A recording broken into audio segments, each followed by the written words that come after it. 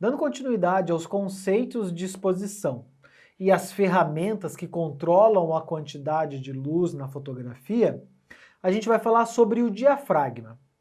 Quando nós estávamos falando sobre o obturador, vocês viram que ele está dentro da câmera, é uma cortina que está na frente do sensor. Nesse momento, nós iremos falar do diafragma. E o diafragma, ele não está na câmera. O diafragma, ele está na lente. O diafragma é o buraco da lente. Dentro da lente, nós temos um conjunto de palhetas metálicas. É como se fosse o nosso olho. Nós temos a íris do nosso olho. Dentro do diafragma, nós também temos um conjunto de mecanismos, no caso, palhetas metálicas, que vão abrindo e fechando. O diafragma, ele controla a quantidade de luz por meio de sua abertura. Existem lentes que têm o diafragma mais aberto. Existem lentes que têm diafragmas mais fechados. Quando você abre a sua lente, ou quando você abre o diafragma, mais luz passa por esse orifício. Mais luz passando por esse orifício, mais luz vai chegar até o sensor. Quando você fecha o diafragma, o buraco fica menor e menos luz passa por esse orifício. Consequentemente, menos luz vai atingir o nosso sensor. O obturador e o diafragma, eles andam de mãos dadas. Quando nós profissionais estamos fotografando, nós estamos controlando os dois ao mesmo tempo. Por isso que é interessante você segurar a câmera da maneira ideal. Esses 3 dedos podem vir nessa parte da câmera, o seu dedo indicador fica livre para controlar todas essas opções, o seu dedo polegar fica preso e também livre para poder controlar todas essas configurações. Se você segurar a sua câmera da maneira correta, você vai ter mais agilidade para controlar o obturador, o diafragma e o ISO em situações de agilidade. Se você não segura da maneira correta, o seu dedo não estará no local ideal para ter mais agilidade. Voltando ao diafragma, ele também tem uma escala, da mesma maneira que nós vimos na velocidade do obturador. O diafragma dentro da câmera é representado pela letra F, derivado de uma função matemática. Nós temos alguns números dentro da escala do diafragma.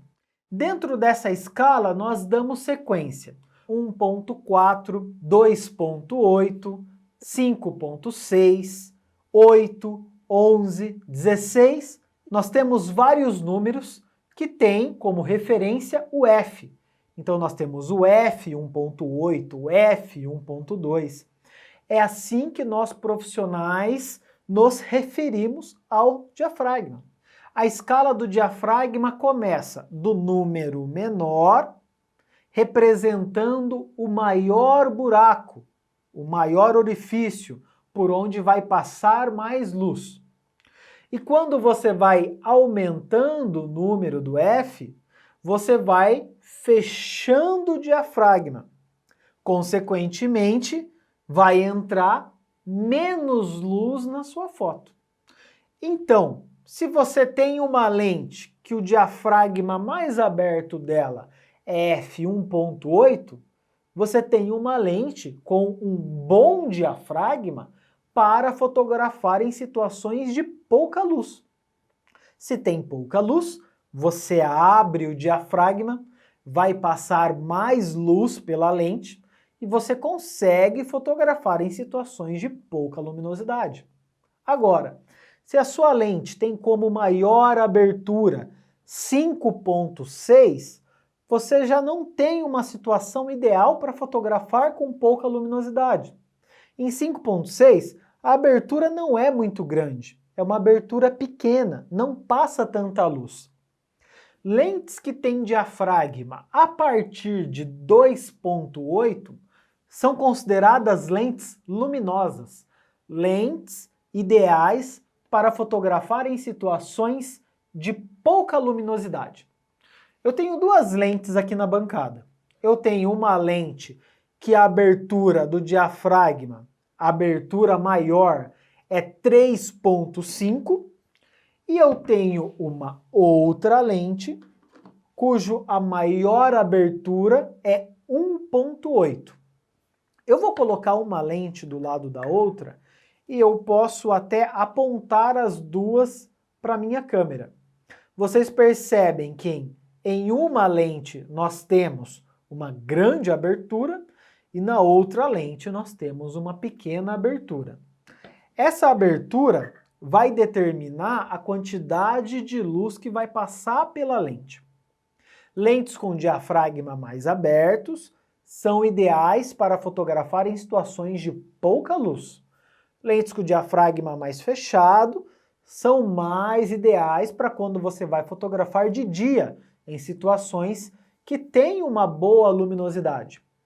Se você é um fotógrafo de eventos, por exemplo, e você fotografa à noite em situações de pouca luz, o ideal é ter uma lente que tenha grandes aberturas, pelo menos a partir de 2.8. Assim, você consegue fotografar com velocidades mais altas para não borrar os movimentos da fotografia que você está fazendo no momento. Se você não tem uma lente com uma abertura grande, você acaba abusando demais da velocidade do obturador para ter a quantidade de luz ideal.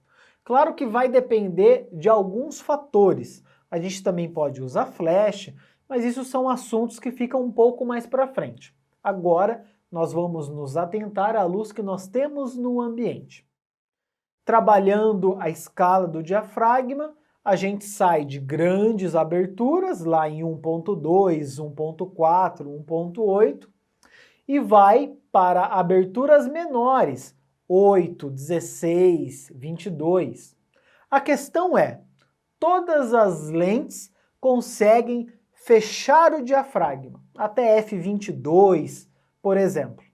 Mas nem todas as lentes vão abrir o diafragma até 2.8, 1.8, 1.2. Por isso que a lente mais aberta, ela tem uma vantagem, porque ela consegue melhorar a quantidade de luz presente no ambiente. Por isso que, na minha opinião, as lentes acabam sendo até mais importantes do que a própria câmera. A lente, ela vai aumentar as possibilidades da onde você está fotografando. As lentes que têm o diafragma mais abertos, a partir de 1.8, 2.8. Normalmente, quando você compra uma câmera, ela vem com uma lente de kit, a famosa 1855. Se você olhar nas especificações, logo na frente da lente, você vai perceber que a maior abertura é 3.5 ou f4. E você tem um outro número que geralmente é 5.6. Essas lentes que você compra junto com a câmera, as lentes de kit, elas são lentes que têm distâncias focais variáveis. A gente vai falar um pouco mais para frente sobre a distância focal. O que eu quero que você entenda agora é, uma lente que tem distância focal variável, ela também tem um diafragma variável. Quando você olha esse símbolo da lente, 2 pontinhos, f4 ou f3.5, quer dizer que, se você estiver usando a lente sem o zoom, com o menor zoom possível, a maior abertura pode ser 3.5 ou, em algumas situações, f4. Já, se você estiver usando o máximo de zoom, ela só vai abrir até 5.6. Ela tem um diafragma variável. O diafragma, ele vai variando conforme a quantidade de zoom que você usa. Existem outras lentes, como a 2470, f2.8, que não tem diafragma variável. Ela pode ser 2.8, tanto em 24 quanto em 70. Geralmente, essas lentes também são mais caras. Então, o diafragma trabalha através dessa escala da abertura. Aberturas maiores, você tem mais luz. Aberturas menores, você tem menos luz. Dando continuidade ao diafragma, nós falamos sobre o efeito principal, que é o controle da luz através da abertura. Esse efeito, ele fica muito visível quando você fecha o diafragma, entra menos luz. Quando você abre o diafragma, entra mais luz na sua foto. Porém, como nós já falamos anteriormente, dentro do conceito de exposição, obturador, diafragma e ISO, todos eles controlarão a quantidade de luz de maneira direta, porém terão efeitos colaterais. Nós vimos que o efeito colateral da velocidade do obturador era borrar e congelar o movimento dos objetos na cena. O efeito colateral do diafragma está relacionado à profundidade de campo. A profundidade de campo é uma palavra bem importante. A profundidade de campo é a relação do que está em foco em uma imagem. Você pode fazer a escolha em ter poucas coisas em foco em uma imagem, uma foto com pouca profundidade de campo, ou você pode fazer a escolha em fazer uma foto com bastante coisas em foco, uma foto com bastante profundidade de campo. Um dos fatores que controlam a profundidade de campo é o diafragma. O diafragma na lente está diretamente relacionado ao controle da profundidade de campo na fotografia. Nós vamos atribuir o diafragma como um efeito colateral quando a gente fala sobre profundidade de campo. O efeito principal do diafragma é o controle da luz através da abertura. O efeito colateral do diafragma é o controle sobre a profundidade de campo. A profundidade de campo é simples de se entender. A partir do momento em que você faz o foco na sua foto, em que você escolhe um ponto para você fazer o foco, você tem a área mais nítida da imagem. Se você tem enquadramentos atrás ou à frente de onde você fez o foco, você percebe que atrás vai ficando cada vez mais desfocado. A mesma coisa acontece para frente. A frente da onde você fez o foco tem uma tendência em ter menos nitidez. Essa linha da fotografia onde você terá mais nitidez será a linha onde você vai fazer o foco. Essa linha onde você tem menos nitidez, para trás do foco ou à frente do foco, é onde começa a ficar visível a profundidade de campo. A profundidade de campo é essa linha do foco. Você pode ter várias coisas em foco ou menos coisas em foco. Se você gosta de um estilo de fotografia que trabalha pouca profundidade de campo, poucas coisas em foco, você vai precisar de uma lente que tenha diafragmas mais abertos. Quando o diafragma de uma lente é mais aberto, por exemplo, numa 50mm, cujo primeiro diafragma, o diafragma mais aberto, é 1.8, você geralmente tem uma característica de pouca profundidade de campo. Poucas coisas estarão no foco. Você faz o foco em um objeto e você nitidamente vê esse fundo mais desfocado. Eu particularmente gosto bastante desse efeito em meus ensaios, em minha fotografia. Não existe um certo ou um errado, é um efeito e acaba sendo uma possibilidade. Você pode deixar esse efeito de pouca profundidade de campo mais aparente, trabalhando uma lente cujo diafragma seja mais aberto. Então, se a gente pensar numa escala, se a gente fizer uma foto de um enquadramento com um diafragma 1.8, você tem uma profundidade de campo pequena, um foco restrito apenas ao objeto e o fundo e a frente com essa sensação maior de menos nitidez, desse desfocado. A partir do momento em que você vai fechando o diafragma, essa linha do foco, essa linha do que está em foco em uma imagem, vai aumentando cada vez mais. Você pode fazer a mesma foto em 2.8, que essa linha aumenta um pouco mais, 5.6, 8, 11, até f22. Nesse esquema, nessa escala, você vai percebendo que quando você vai fechando o diafragma, você tem mais foco na sua imagem. Quando você vai abrindo o diafragma, você tem menos área de foco na sua imagem. Essa é a famosa profundidade de campo. Agora, uma coisa que você precisa entender.